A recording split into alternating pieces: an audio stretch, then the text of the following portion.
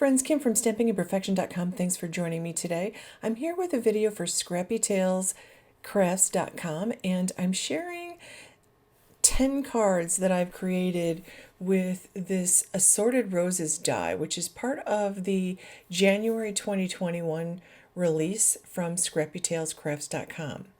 And I love this. I love the outline dies, and I love the fact that this is a layering die. So it's got two layers. You've got a base layer and the outline upper layer. So you can create multicolored die roses with this. And it's got a couple of stems and leaves, and it's got a bud, and the bud has a base die. And then there are 4 other rose images. I'm just going to cut them all out here because I just want to play with this. Like, I have so many ideas in my head about what I'd like to do with this. I just want to play with it. So I'm going to cut them all out in white, mostly because I need I need some sympathy cards, and I really like white on white sympathy cards. I feel like it's such an elegant look. I usually keep it very tone on tone when I make sympathy cards. I just find it easier. So my first one here, you can already see what it's going to look like. I am just going to use a single bud and the stem and the leaves. And for the first one, I'm going to actually add the outline image to the top of the base die and just glue them together and add them to the front of the card. Then for the second card, I've cut out a whole bunch of those, and I'm just going to cover the front of those with just the outline images because I love the way that looks. Now, when I did the first card, I was using this tape runner, which I just got, and I wasn't loving it. So I decided to switch to liquid glue after I made this first card because this wasn't really working. Actually, I guess I decided during the first card. So I pulled out my liquid glue, and I just started putting little dots of glue. This has a fine tip applicator, so I really like this particular glue for this kind of die. And these outline dies are my favorite to play with because you can do so many techniques. And I'm just showing you like 7 different techniques that you can use. Here's one. You simply layer the outline die on the base, put it on your card. And this is just with tone on tone. You can do, later in the video, you'll see one that I used 2 different tones of gray. And you could use 2 different shades of, red or pink, or you could use 2 different colors completely. It's completely up to you. And I pulled out this Thinking of You. These are die cuts also, and these are from the Slimline pop-up die set. The Slimline pop-up die set actually has a whole bunch of word dies included in it, including Thinking of You, Best Wishes, and things like Dear Friend, and then there's just a ton of different little sentiments that you can put together to form phrases like Thinking of You here. So I'm kind of excited about that. I die cut this out in a bright navy blue, and I'm just using that same liquid glue. This is actually the Art Glitter glue, and I just got this. This is actually the first time I'm using it, and I really liked it. When I got done, I really liked this glue, so I would definitely purchase this again.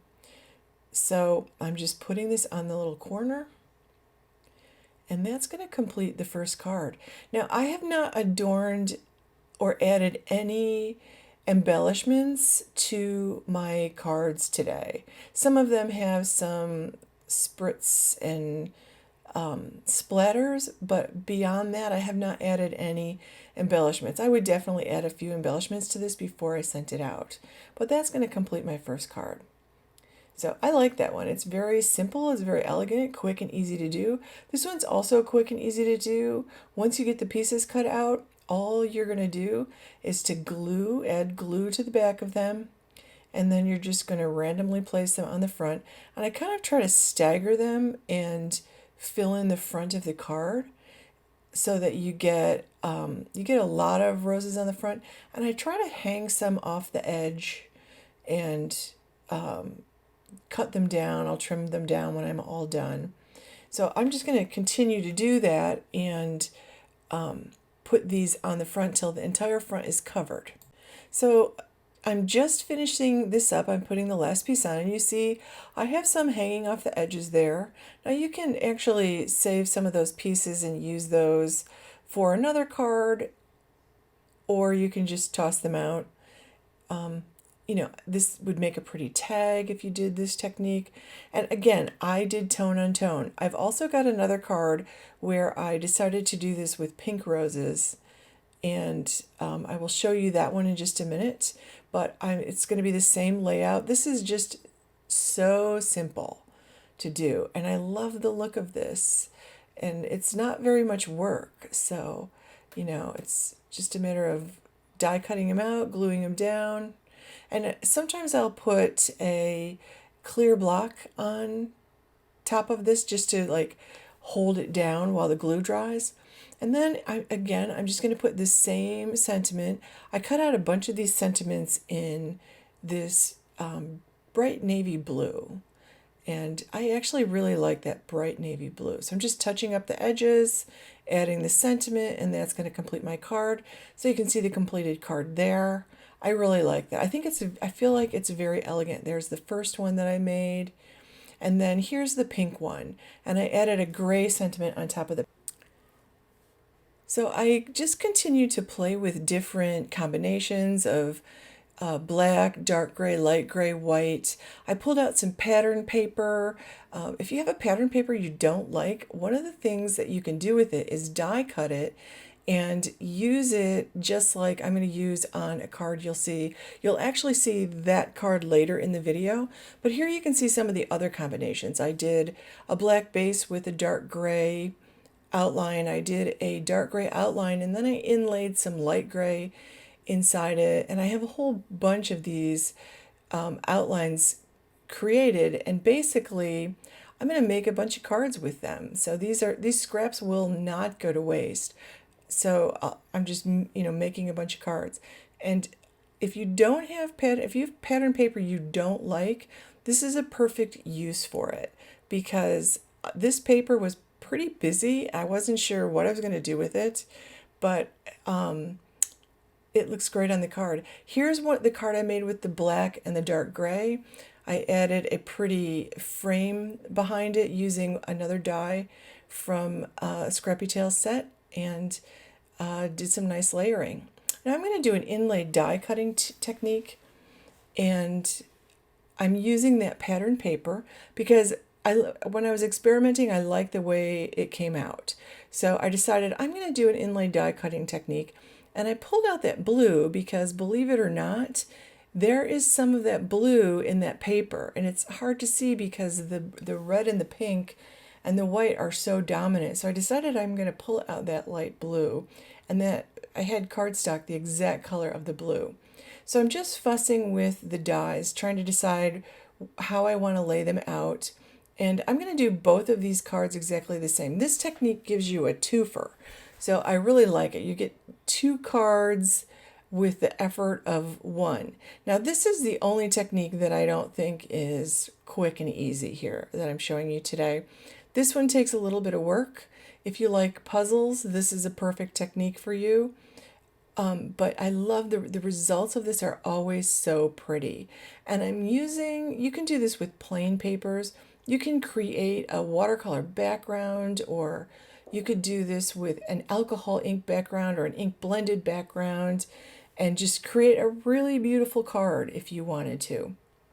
And you can do this with, this is going to end up being pretty intricate. You can do this with simple die cuts as well. Like this inlay die cutting technique is just really pretty. So what I'm doing is I'm cutting out the pattern paper, and I taped them together so I basically would get the same pattern on the other card. So basically it'll be the same layout. And what I'm going to attempt to do is I want to keep all the pieces that come out of each of these flowers, but I'd like to do it in a way where all the pieces from the first flower are in one pile. All the pieces from the second flower are in a second pile. So I put a piece of that blue paper underneath there so I could actually attempt to do that. And I'm using my Tim Holtz paper piercer tool, and this works pretty well, except that tape is in the way. So I finish that up. I get those in the 3 piles. I die cut out the blue now. Here's an easier way to do this instead of doing the 3 piles. I actually have these 3 little, they're like plastic cupcake tins, covers, and I'm just using them. I'm going to use one for each flower. So I'm going to try to get like this flower, all the pieces in the pink cup, and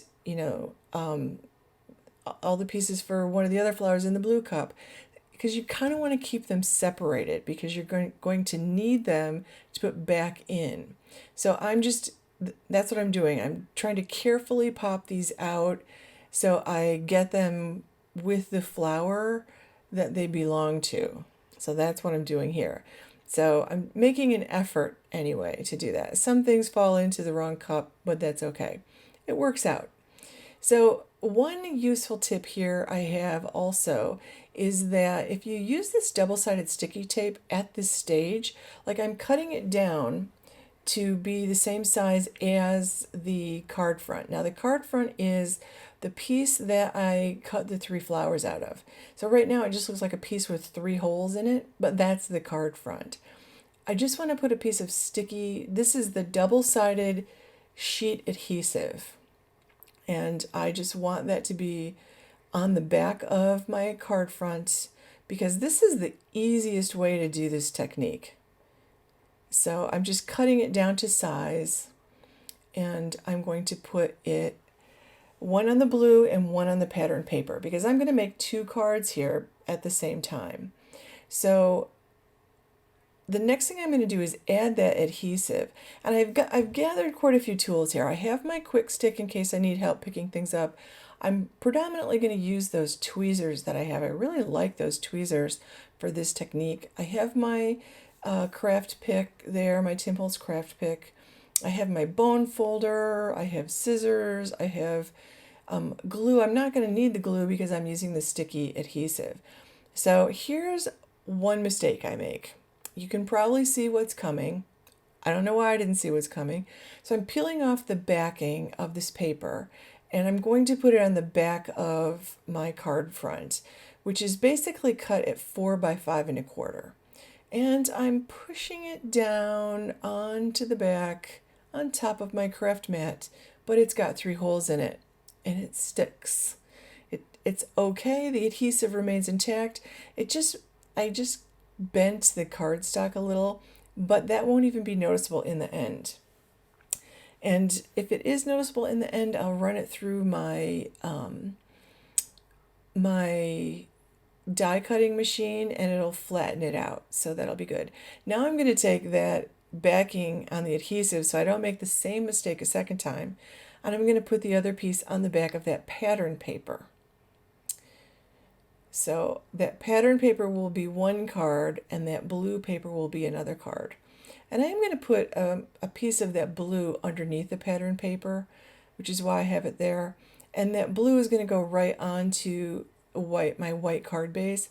Now, if I'd had more of that pattern paper, I probably would have put that underneath the blue. I think that would have been really pretty. So now I'm going to take those outlines that I popped out of the blue one. So those blue outlines are going into the pattern paper. And the craft pick is very useful here to help you slide that right into place.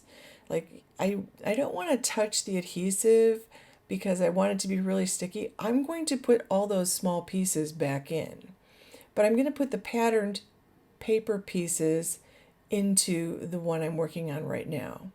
So I'm going to have a blue outline with patterned paper pieces inside the flower. And this is such a pretty technique. So you can do all kinds of things, but patterned paper really does a pretty job. So these are the patterned paper pieces that I'm now going to put into the blue. And then I'm going to use the blue pieces that I popped out of the flowers and stick back in there. So I'll have a patterned outline and the rest of the card will be blue. And it's pretty. It's just a pretty technique. And people will wonder how you did that. And this is a little bit of work. Put on some music, put on a TV show, watch a how-to video for something, on YouTube. But enjoy this because it's pretty relaxing. So, and I have the bone folder there so I can actually use the bone folder to smooth it out because you want to be careful with the paper piercer because sometimes it can dent your flower. So I'm going to start first with the pattern paper. So I'm taking those pattern paper pieces and I'm just fitting them in where they belong. And if I separated these correctly when I took them out of the die, then all the pieces for this one flower should be in that pile. And they may not necessarily be because, when you're shaking pieces out, pieces from another flower can fall in. But that's okay. I'll figure it out. And if they're in the end, all those pieces will go into the spaces they belong in. So I'm going to pull it down so you can see it a little bit better. But these tweezers make this so easy. I quite like these tweezers. And if you have sore hands, these are nice because you pinch them here and then it's holding it. You don't have to keep applying pressure on the tweezer. And I like that bent end a lot. It makes doing things like this much easier. Now see, that piece was in the wrong pile, so I just realized it and put it in the flower it belonged in. And I do tend to turn the paper a lot as I'm doing it. I find that easier than turning the tweezer. Okay, so I got that all done. I did the whole blue one, and you can see I usually put a clear block on top to just like press everything into place so that glue really holds.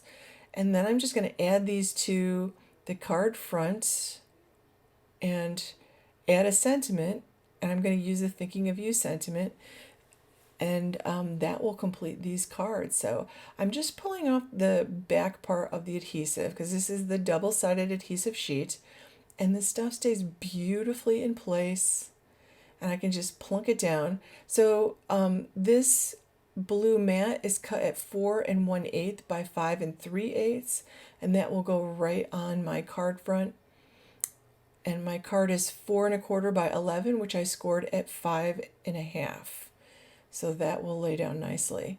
So I think I'm just trimming this off a little bit. And you can see the blue one with the pattern paper. Isn't that pretty? That's so pretty. Like just, simple and pretty. And people will wonder how you did it. How did you do that? Because it looks like it's all one piece. And I just love this technique. I've done it so many times. I know I've made several other videos with it, but it's just fantastic. Super fun and there you can see the completed cards. So that is that. They're very pretty. So for the next one, I decided that I wanted to do a little embossing. I thought it would be fun I have some antique gold embossing powder that I adore. It's my favorite embossing powder. And I don't know why, I just love this particular color. But you can see I have the Versamark, I have my embossing powder, I have my coffee filter there. So I'm going to grab my tweezers and a palette knife. For me, a palette knife works. Like you can use your finger, but I try not to touch adhesive too much. I'm allergic, so I tried just kind of pushing it down with the tweezers, and that was probably okay because this is a pretty new ink pad, but that palette knife did the job. I stuck it into the gold embossing powder and heat embossed it, and now I'm doing the same thing a second time. So I'm just going to stick this back in a second time, and I did the same thing with the leaves, the stem and the 3 leaves, and I'm pulling it back out. So I heat embossed this with gold twice, and if you're quick enough, you don't have to use the Versamark the second time. But when I put this down on the paper, and I do have to clean off the ends of my tweezers, you want to let it, especially the second time, you want to let that cool because you don't want to get a fingerprint in it. So you want to let that cool and harden as it cools because when it's warm, it will actually allow you to put a fingerprint in it. And if you do that, just pull out your heat gun and heat set it again. So I'm going to do the same thing with the sentiment. I'm going to take this and emboss it in gold embossing powder. I'm going to give it 2 coats, and I decided I wanted to put this on black. And I really like the way this one came out. So I'm just adding that glue. This is great glue.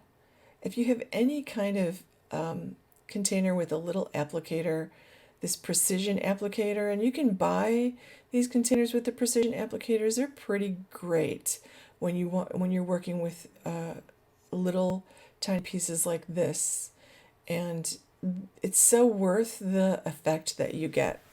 And look at all the different things I'm doing with this one die set. And of course I'm adding a sentiment.